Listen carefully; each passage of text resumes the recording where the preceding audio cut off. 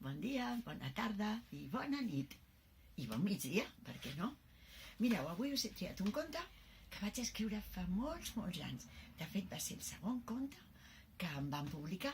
Es diu Una carta per la Marta i me'l va dibuixar el meu bon amic Enric Recio. No sé si us agrada escriure cartes, però espero que després d'escoltar aquest conte us n'agafin moltes ganes. I qui sap, potser m'escriureu a mi i tot. I jo estaré molt contenta de rebre les vostres cartes i de respondre-les. Bé, comencem, doncs. Aquesta és la història d'una carta. Bé, d'una nena que es deia Marta. La Marta es va llevar aquell dia sabent que rebria una carta.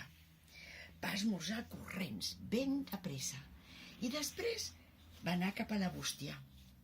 A través dels petits ferros de la bústia va veure una carta i va agafar un ferret, perquè ella no tenia la clau encara, i la va empènyer amunt i amunt i amunt i amunt.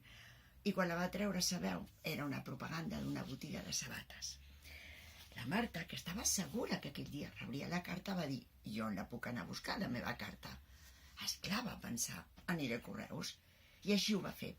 Se'n va anar fins a Correus i quan va arribar va trobar el senyor de Correus i li va dir: bon dia, bonica, que necessites alguna cosa? Diu: sí, jo vull la meva carta. Com la teva carta? Una carta que he de rebre avui. Bé, si la teva carta ha arribat, te l'hem dut a casa teva. No, a casa meva no hi era. Doncs així t'hauràs d'esperar a demà o un altre dia que, si arriba, te la puguem portar. No m'ho podríem mirar ara? No, aquí hi ha tantes i tantes cartes. Ho sento, bonica. I la Marta se'n va anar sense la seva carta. Mireu, va sortir al carrer una mica moixa, perquè ara de debò no sabia on anar a buscar la seva carta. Però caminant pel poble, de sobte, en l'aparador d'una botiga, va veure un sobre enganxat amb una mica de cinta adhesiva. S'hi va apropar, enganxant-la una sarró en els vidres, i va dir: oh, és la meva carta, segur! I va entrar corrents. La carnissera estava atabalada atenent a altres dones que estaven fent la seva compra, però la va veure i li va dir: què et puc ajudar, bonica? Diu: sí, és que vinc a buscar la meva carta. La té penjada allà a l'aparador.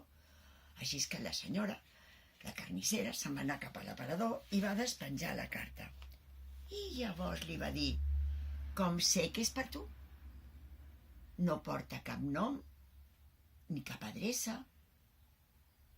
I la Marta va dir: veurà, obri-la i veurà com diu: estimada amiga meva.